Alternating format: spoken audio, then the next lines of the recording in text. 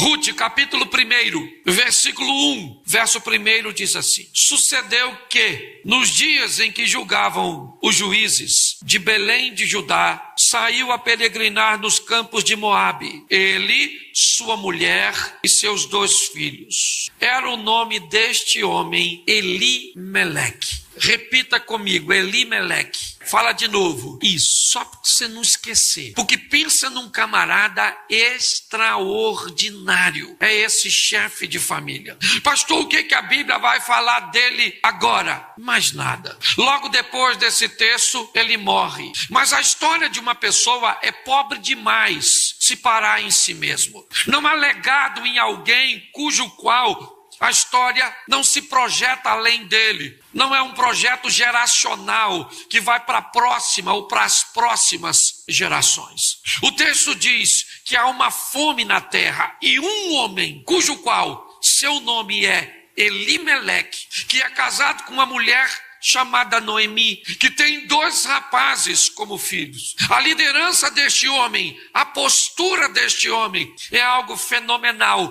Ele não era profeta nem dos filhos dos profetas, como nós olhamos o indivíduo ou a esposa do indivíduo que aborda Eliseu. Diz: meu marido morreu e o credor está à porta para buscar meus filhos como pagamento. Este homem era profeta ou filho de profeta, ou andava com Eliseu, era um homem próximo de Deus, mas no que diz respeito à gestão, era 0.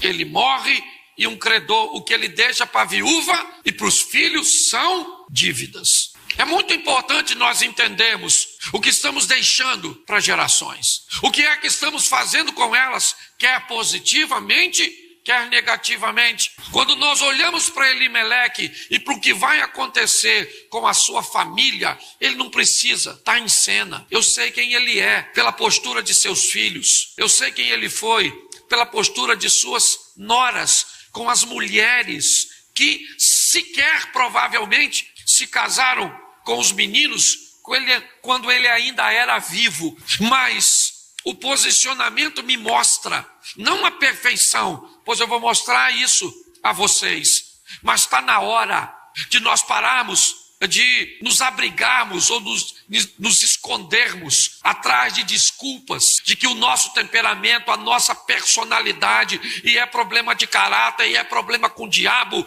e é problema com os outros, e todas essas variáveis acabam sendo de muletas e de ancoragem para pessoas não mudarem de vida, não se aperfeiçoarem, não irem além. A proposta de Cristo e da igreja é uma boa notícia, uma notícia que a salvação chegou não apenas para nos tirarmos do inferno e colocarmos nos céus, mas para nos tirarmos de uma vida ruim, para a nossa qualidade de vida nessa terra como gente. Então o texto diz que um homem chamado Elimeleque tem um problema. A fome se instalou na terra onde ele mora. Elimeleque está vendo que a sua família começa a correr perigo.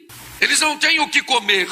O texto diz que houve uma fome na terra e por isso Elimeleque vai tomar uma providência. O propósito é alimentar sua família. Ele está preocupado com a escassez de sua esposa e de seus filhos aqui de alimento, aqui de atenção, de carinho, de respeito, de tempo.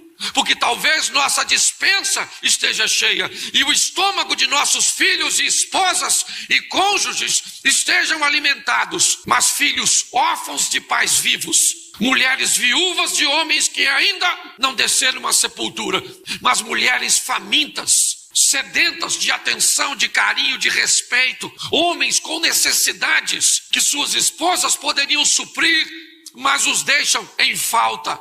O que a Bíblia está dizendo é que um homem, um chefe de família, e vamos aqui colocar o gênero em pauta na nossa história agora, seja ele homem, seja ele mulher, não é o que o tempo de igualdade requer de todos nós? Então vamos pegar os chefes, as lideranças da família, e vamos fazer com que eles olhem para dentro da sua casa e ver se não tem gente morrendo de escassez, filhos que não têm atenção dos pais, Ah, meu filho fica trancado dentro do quarto. E aí, querido, o que você faz quando ele se tranca? Você vai lá e se tranca com ele? Entra lá no quarto, deita na cama dele e vamos assistir alguma coisa. Não, meu filho está branquinho, não pega um sol. Pare e pense. O que é que estamos fazendo mediante a escassez que tem atingido a nossa casa? E você sabe o pior? Está assim de lares e de famílias que a fome está instalada e a liderança sequer foi capaz de notar. Tem adolescentes de barriga cheia, mas de coração vazio e escasso. Jovens, é isso que nós mais vemos. Eu gosto desse homem por quê? Porque ele está vendo o que está acontecendo, a fome está chegando, então o que eu vou fazer? Eu vou fazer alguma coisa. O que está faltando aqui? Comida.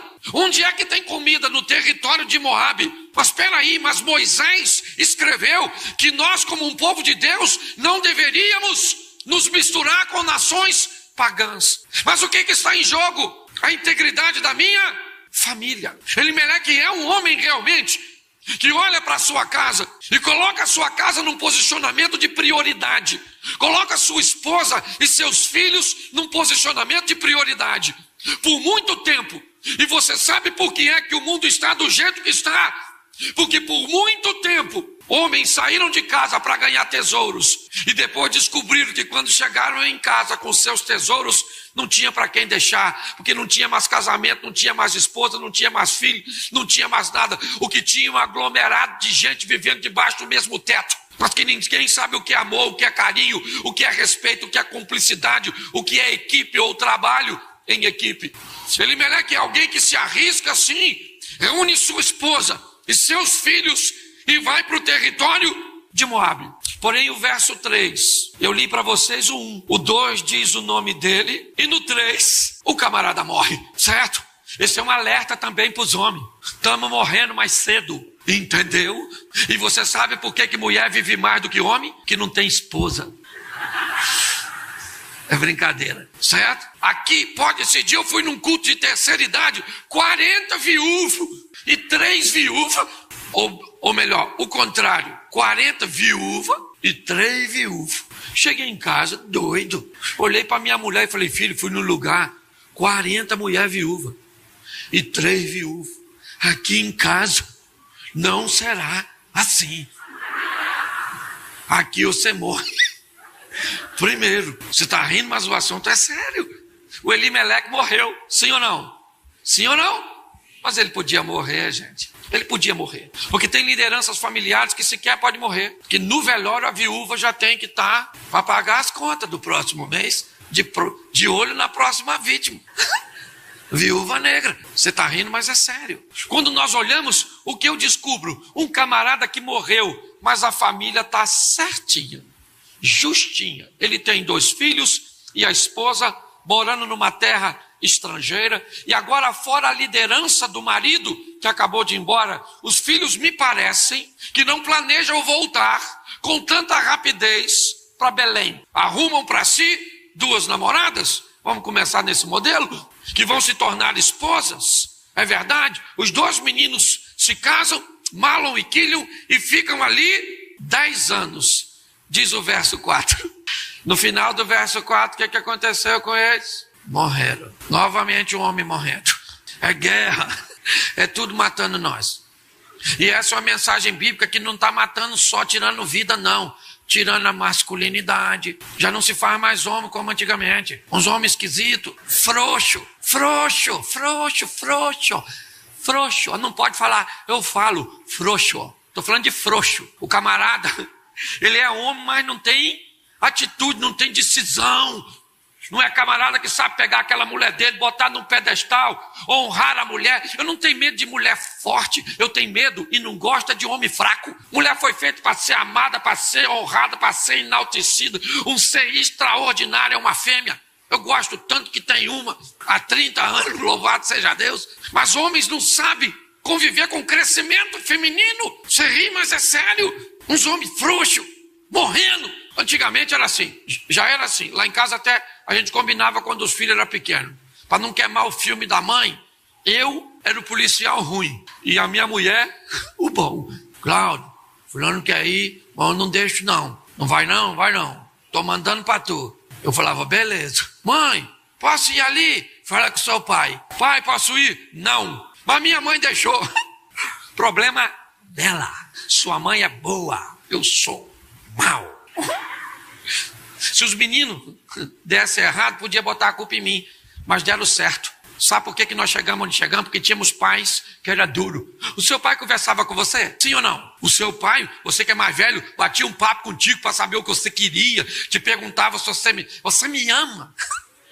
Que palhaçada é essa? Meu filho, você me ama? Me ama uma ova, eu quero saber se você me respeita. Porque você come do meu feijão, e se não me respeitar, eu te rebento no cacete aqui agora. E se você chamar o conselho tutelar, eu rebento o conselho tutelar, a mãe do conselho tutelar. E não estou falando de violência doméstica, estou falando de disciplina. Casa que tinha homem, rapaz. Os caras com a cueca cá em cima, calça lá embaixo, cabelo que parece uma calopsita. E o pior não é a aparência, é a postura. Eu gosto do Elimeleque. O cara é homem, macho. Mas os machos estão frouxos. E quem falou isso foi uma fêmea. Frouxos, os caras.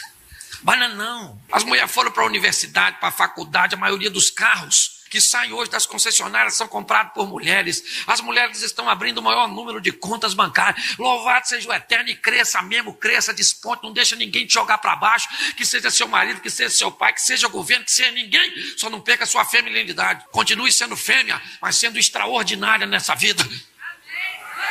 Você está entendendo? Mas eu queria que vocês entendessem também, mulheres, que metade desses frouxos foram criados por fêmeas. Sim, não bota a culpa só no homem, não. Que a senhora deveria falar: meu filho, eu botava a mão na cabeça dele, Senhor, que esse menino copie qualquer coisa, menos o pai, Senhor. Tem misericórdia, Senhor. A senhora ia lá no quarto do seu filho, botar a mão na cabeça dele, ungir o travesseiro dele com óleo e profetizar bênção para aquele menino crescer, se fosse um bom marido, um bom pai, um indivíduo extraordinário, um cidadão dos céus. O Elimeleque morreu, mas deixou 2 filhos. 2 filhos se casaram e depois morreram. E aí você pode dizer o quê? O que aconteceu com essa família? Acabou. Se fosse qualquer outra família, acabaria. Mas era a família do Elimeleque. E Elimeleque tratou tão bem seus filhos, que seus filhos souberam lidar com suas esposas. Elimeleque foi um marido tão bom que a mulher dele não casou de novo. Porque, eu querido, deixa eu falar uma coisa para tu. Tu tem que viver com a sua mulher para infernizar a vida do indivíduo que quiser ocupar o lugar que você deixou se você morrer. Entendeu? Seu nome tem que estar na boca da sua mulher 24 horas. Nossa, o Cláudio era tão bom, me trazia café na cama. Sabe o que o cara vai torcer? Vai eu ressuscitar. Toma esse miserável de volta. Você está rindo, mas é sério. O cara era um marido extraordinário, treinou seus filhos, protegeu seus filhos, uma fatalidade, é verdade, mas muito mais do que parar nele, era geracional. E os meninos morreram, e o que ficou agora? Presta atenção, dos relacionamentos familiares, os mais desafiadores, um dos mais desafiadores, que ganhou fama, sogra e nora. Olha o que sobrou nessa família: 2 noras e uma sogra, vivendo junto. Presta atenção, tinha tudo para acabar, sim ou não? Sim ou não?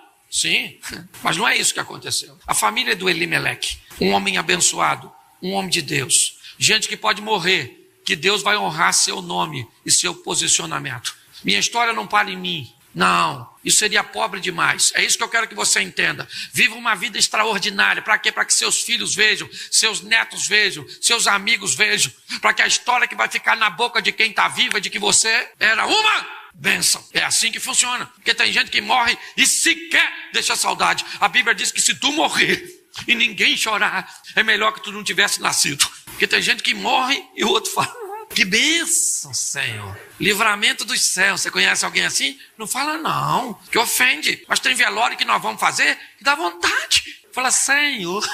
Não, as pessoas podiam parar de chorar. Louvado seja Deus. Que morreu, né? Tarde. Devia ter morrido uns 10 anos antes. Ah, pastor, não fala assim de defunto. Eu falo. Tem gente ruim. Tem ou não tem? Tem ou não tem? E às vezes onde? Na nossa família.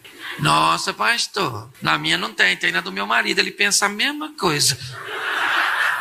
É só uma questão de ótica. Entendeu? Mas olhe bem. Agora os homens morreram. O que sobraram? Mulheres. E chega uma notícia em Belém. Ou no território de Moabe, que as coisas melhoraram em Belém.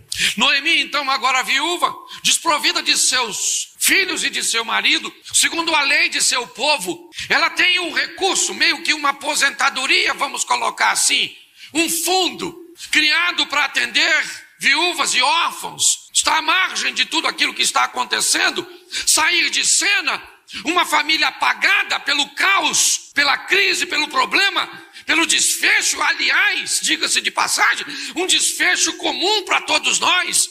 Eu não estou falando aqui da perda de um emprego, não, eu estou dizendo da morte. Segundo Davi, o final de todos os homens. Mas não é isso que acontece com essa família.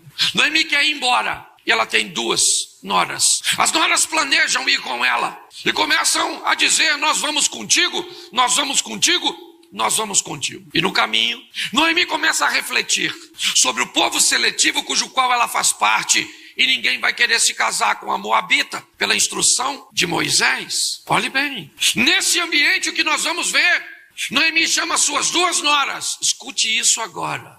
2 noras. E começa a apresentar para suas noras os perigos. Meninas, não vão comigo.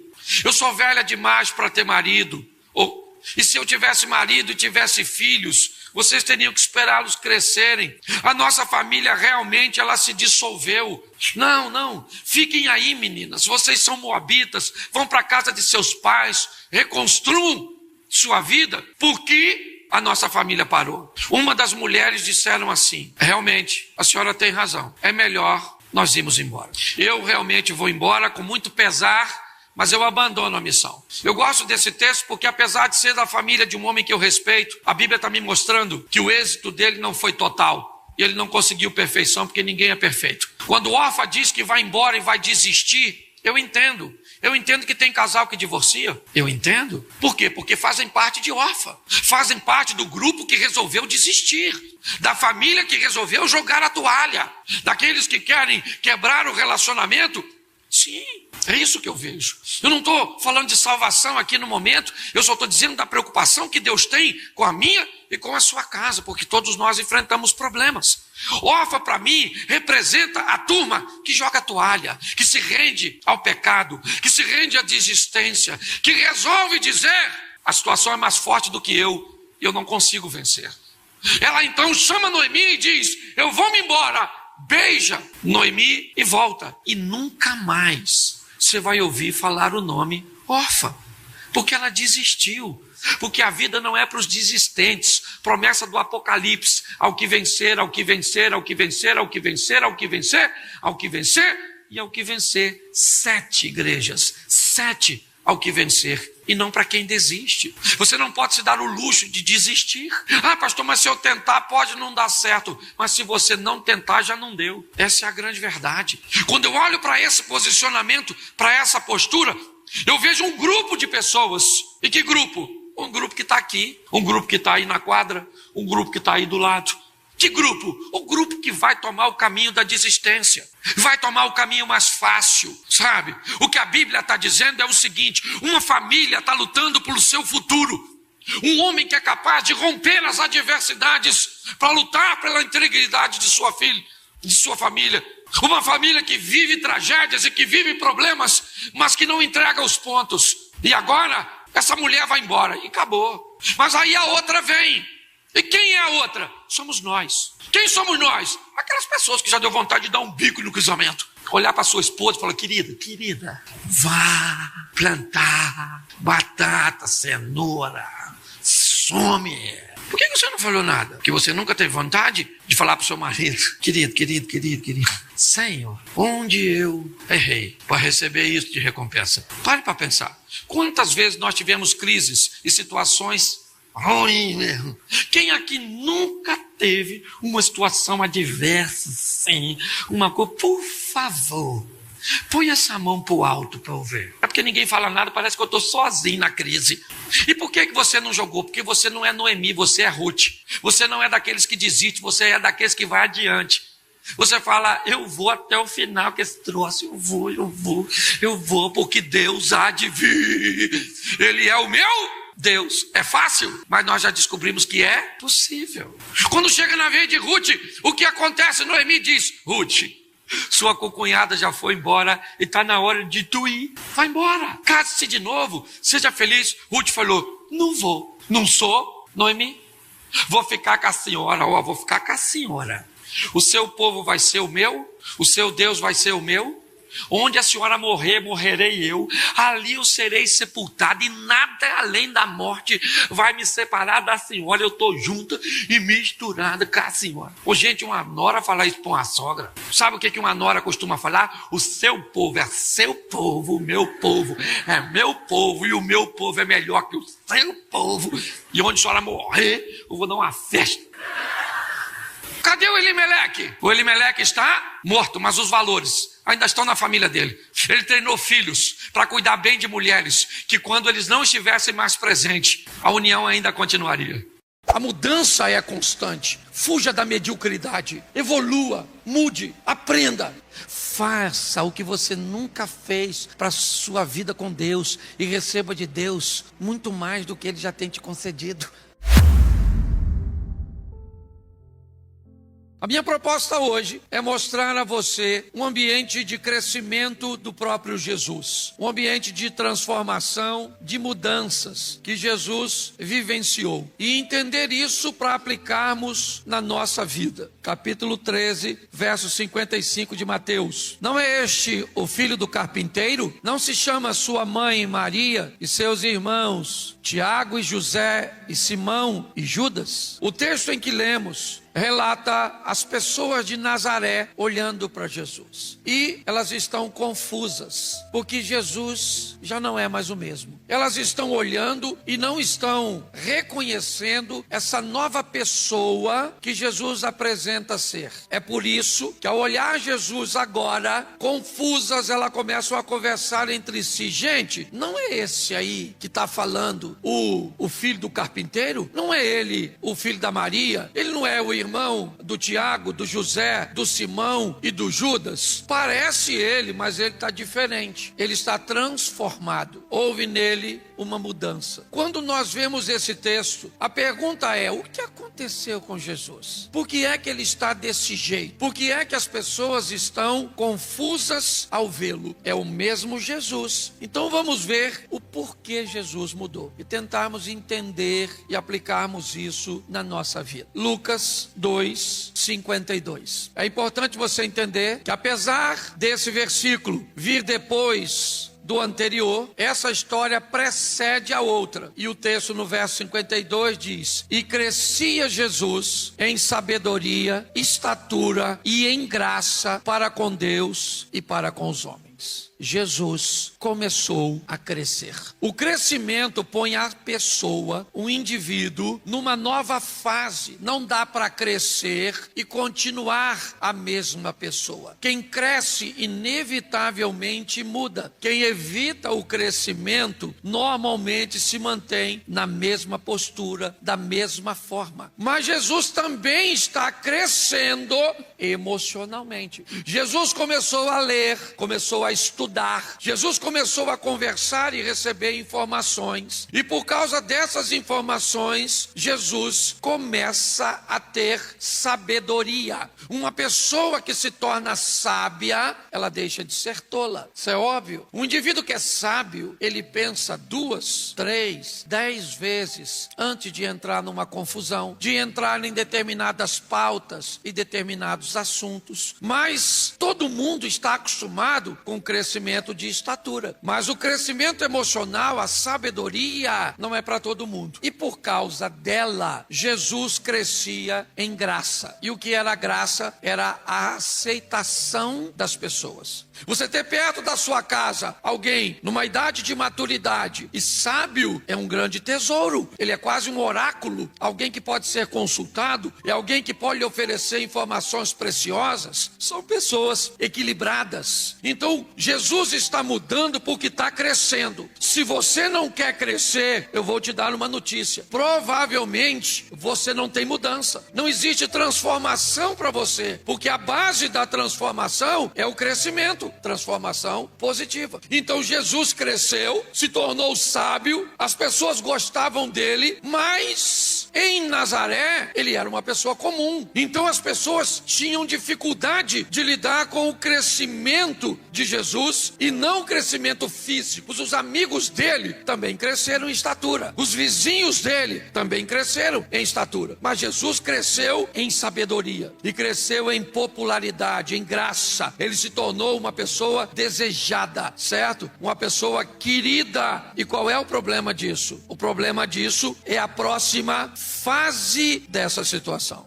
Nós já vimos que o crescimento de Jesus trouxe para ele benefícios. Que benefícios? Sabedoria e graça. As pessoas queriam ele por perto, queriam ouvi-lo. Mas esse crescimento, ele gerou problema. Por quê? Porque seus irmãos não cresceram na mesma proporção que ele. Seus vizinhos não cresceram na mesma proporção que eles. E quando você cresce, onde outros continuam do mesmo tamanho, se prepare para ter problemas. Quando você expande, quando você estuda, quando você começa a vir com uma conversa esquisita, uns assuntos que seus amigos não estão acostumados, agora você está se comportando de forma muito estranha. Você vinha para cá e falava as mesmas besteiras que a gente. E agora você está vindo com uma conversa intelectual, com papo estranho, com as coisas diferentes. Você não está fazendo mais parte do nosso ambiente. Porque crescer num ambiente onde os outros ficam do mesmo tamanho vai te gerar problemas. E não é porque crescer é ruim, é porque crescer ofende quem não está afim, entendeu?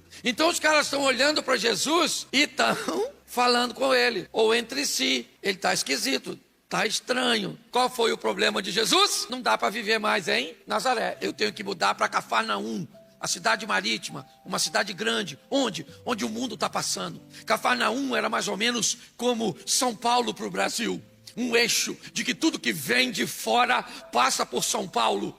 E São Paulo, então, distribui para as outras capitais. Lá era Cafarnaum. Jesus começou a crescer. E quando ele cresce e não quer parar de crescer, quando ele muda e não quer parar de mudar, quando ele evolui e não quer parar de evoluir, o lugar fica pequeno. Por isso, muitas vezes, você não aguenta mais viver naquela igreja. Você não aguenta mais viver naquele local de trabalho. Você não aguenta viver mais naquele ambiente. Por quê? Porque aquele ambiente não é mais para você. Você está crescendo. Então, o crescimento começa a incomodar os outros e a você. Então deixa eu te explicar. Às vezes, o seu crescimento vai te empurrar para uma mudança. Pare de ter medo de mudar. Deus é contigo. E você está entendendo? Pare, saia desse conforto. Olha as coisas por uma mudança positiva. Olha só, Jesus olhou e falou: dá para viver aqui? Não, não dá para viver aqui mais não. Certo? O que eu vou fazer? Eu vou para Cafarnaum. Olhe bem, tem lugar que não te cabe mais. Tem pessoas que não cabem mais na sua vida. Tem comportamento que não cabe mais. Não cabe mais. Você está entendendo?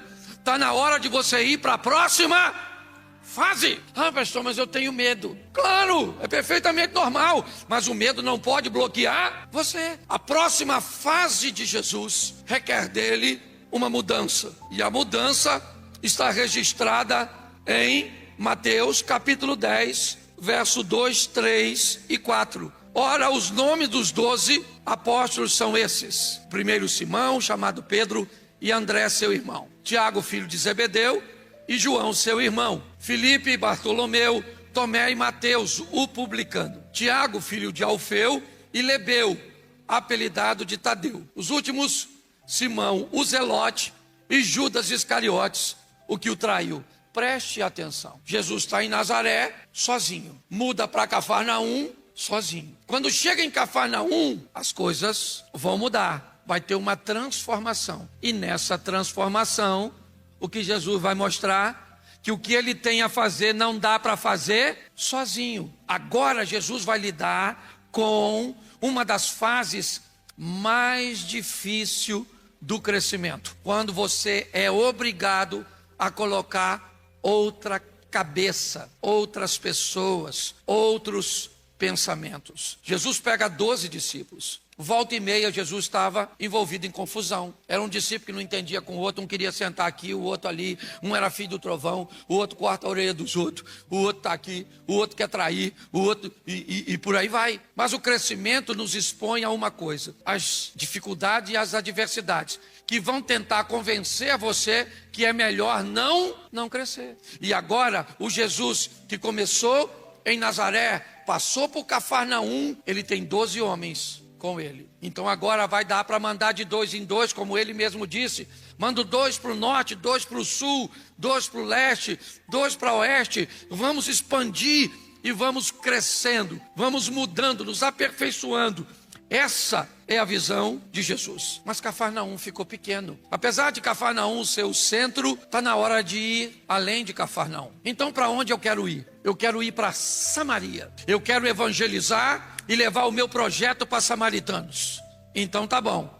O que eu tenho aqui? Repita comigo: 12 discípulos. Mas nenhum deles tem preparação para se estabelecer como evangelista em Samaria. Então, vamos entender que nosso ministério é apenas entre os judeus tradicionais. Não, nós vamos levar isso para Samaria. Mas nós não temos ninguém capaz de fazer isso em Samaria. Então não tem problema. Vamos dar um pulo em Samaria e eu vou resgatar uma samaritana. Ela vai trazer alguém para conversar comigo. Eu vou ensinar esses caras. Eu vou embora e isso vai ser estabelecido. Porque não pode parar. O que eu vim fazer é grande. Esse é Jesus, o nosso mestre. Se ele faz tudo isso, por que você parou? Por que você estagnou? Por que é? Então Jesus tem alguém na equipe dele? Sim ou não? Para Samaria. Então vou arrumar uma samaritana. Foi lá, pegou uma dona bagunçada, vida esquisita. Jesus foi lá e mudou a vida dela, sim ou não? E a vida transformada dela mudou a vida de onde ela morava. Porque Deus quer usar a mim e você para mudar a sua vizinhança, a sua família. Mas aí ele olhou e falou assim: Samaria ainda está pouco. Tem um pessoal que mora lá do outro lado do mar, 10 cidades pagãs. Vamos dar um pulinho lá. Mas nós também não temos ninguém para deixar lá. Fique tranquilo. Agora eu vou pegar outro lá. Jesus pegou o pelado. O que o pelado agora está vestido? O pelado falou: Jesus, eu quero ir com você. Jesus falou: não, meu filho, não vai comigo não. Fica aqui, porque eu vou ficar com você. Porque eu quero mudar Decápolis. Decápolis é do outro lado do mar da Galileia. Não é muito longe não. Mas aí Decápolis ficou pequena. E agora eu faço o quê? Agora eu vou ter um encontro com o Saulo. Vou transformar ele em alguém que vai para as igrejas na Ásia. Ele vai para a igreja na Europa. Porque o que eu faço, eu continuo fazendo.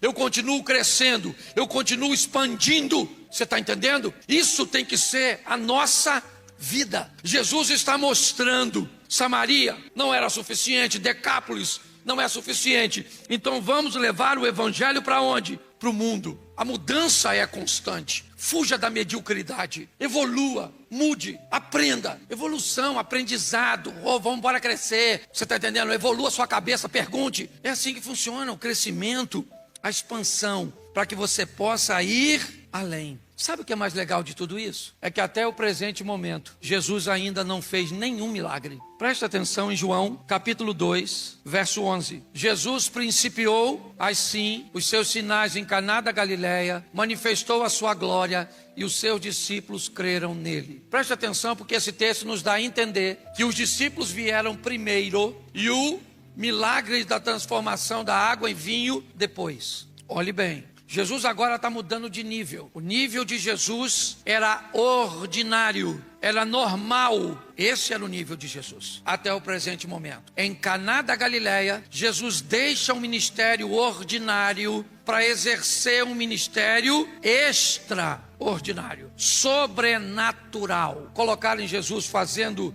milagres quando era pequeno, não há registro disso. O registro é que Jesus mostra o poder depois que se torna um homem, porque pessoas imaturas com poder na mão causam mais problemas do que benefício. A vida, ela está correndo, o tempo está passando, e é obrigação sua entender as transformações necessárias para cada momento. O que a minha vida pede hoje? Uma mudança geográfica? Então tá bom, é uma mudança geográfica. Eu vou mudar de empresa, eu vou mudar de local, eu vou mudar de igreja. São pessoas de movimento, você está entendendo? Que são produtivas. Então elas vão, não estou dizendo de encrenqueiro, não é disso que eu estou falando. Gente que vai mudando porque arruma encrenca, confusão, problema, não é disso. Mas é importante nós entendermos que a mudança, que a transformação, ela é fundamental. Qual é o grande problema? O grande problema é que a gente olha para a vida de algumas pessoas e elas pararam no tempo. Pararam. É isso que eu estou tentando falar com você. Por que você parou?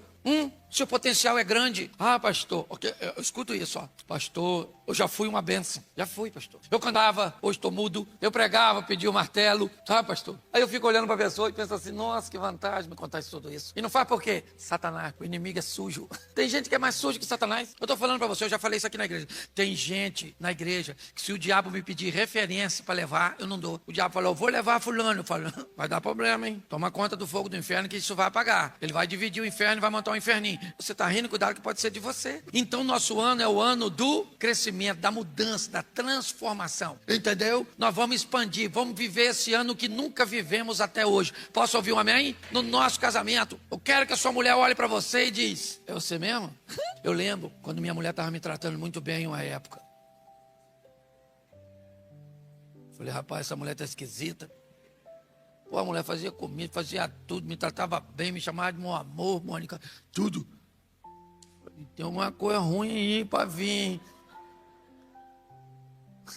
Aí eu fui perguntar a ela, falar, querida, por que você está assim? Diferente, estranha, mas positivamente. Aí ela começou a chorar, aí que eu fiquei com medo, chorando. Aí ela falou, Cláudio, eu estou achando que você vai morrer. Ela falou. Eu falei, não vou não, menina. Não vou não, em nome de Jesus. Quase que eu fiz assim, mas no fim não. Aí eu falei para ela assim, por que é que você está achando que eu vou? Aí você não acredita no que ela disse. Cláudio, de uns tempos para cá, você melhorou tanto. Aí eu descobri que eu estava recebendo só o efeito daquilo que eu estava. Faça o que você nunca fez pelo seu casamento e receba dele o que nunca recebeu. Faça o que você nunca fez para a sua vida com Deus e receba de Deus muito mais do que Ele já tem te concedido. Você está entendendo? Estude, se forme, não interessa se os outros vão falar, burra velha. Estudar esse dia, a mulher veio falar comigo na igreja, pastor, quero estudar. E ele é contra. Eu falei, não acredito. Pastor, ela já vai fazer 50. Estudar para crer, para quê? Aí nós temos que ter paciência, né? Falei, irmão, deixa a dona. Ela não quer estudar? Pastor, isso vai arrumar ideia. Falei, rapaz, deixa a moça quer ir. Ela foi, estudou, se formou. Você está entendendo? O que está fazendo também não sei, que eu não me meto na vida dos outros. Mas eu achei extraordinário. Então vai evoluir, avançar, construir, crescer. Porque o mundo precisa de você. Tem gente aí que é para você ganhar para Jesus e eu não vou ganhar não. Porque não é minha função, é sua. Agora, se você achar que não é para você, então eu vou te dar uma notícia, morra. Porque para mim, quem não quer crescer tem que morrer. Pelo menos não cresce mesmo, não é? Vai lá para o cemitério e fica lá. Não tem problema nenhum lá.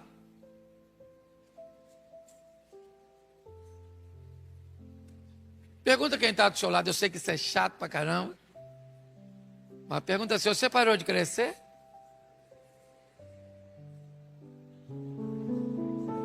Eu quero orar neste momento. Mas eu quero fazer uma pergunta muito simples, mas extremamente importante.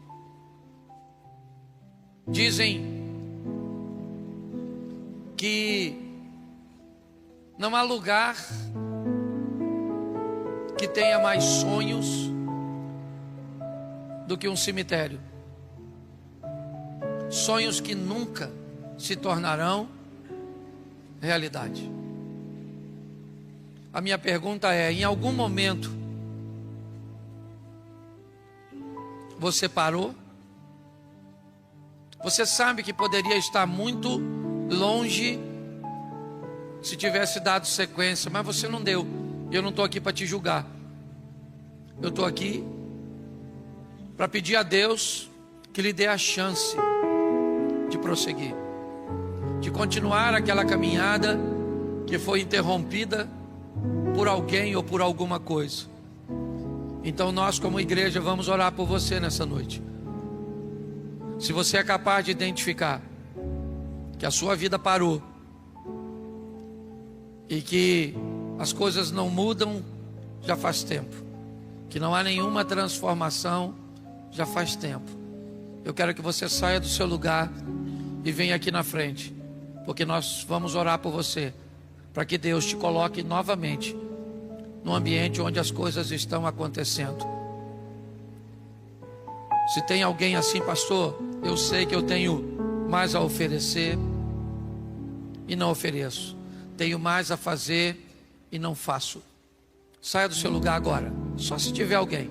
Eu não vou ficar aqui fazendo apelo, certo? Eu ministrei, e se você entende isso de alguma forma, certo? Quer para o seu casamento, para os seus negócios, seja por que for, eu quero que você saia do seu lugar e venha aqui. Tem mais alguém? Dá tempo para você. Isso, é só ficar aqui. Não quero invadir sua privacidade, ok? É só ficar aqui e nós, como igreja, vamos orar por você.